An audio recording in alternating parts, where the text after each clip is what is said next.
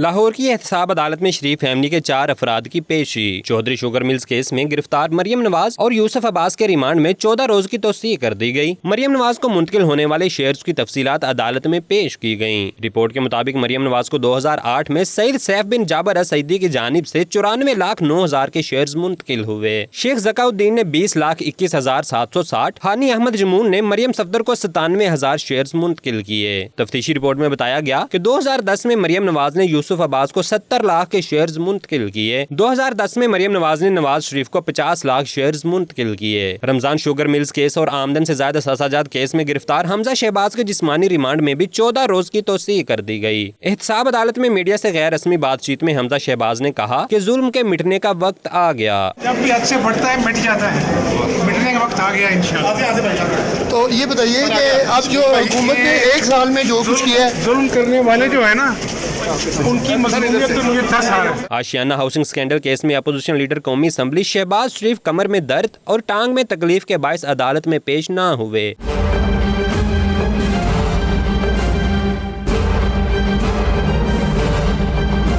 مسلم league نون کے رہنماؤں کی پیشی کے موقع پر حسب معمول لیگی اراکین احتساب عدالت کے باہر سیکیورٹی اہلکاروں سے الجھتے رہے۔ کیپٹن صفدر نے اہلکاروں کے سامنے مزاحمت کی اور ان سے زور آزمائی کرتے رہے۔ ایم اے کالج پر لیگی خواتین اہلکاروں سے دھکم پیل کرتی رہیں۔ کیمرامین محمد عرفان اور ساتھی رپورٹر برہان الدین کے ساتھ شکیل سعید، 92 نیوز لاہور۔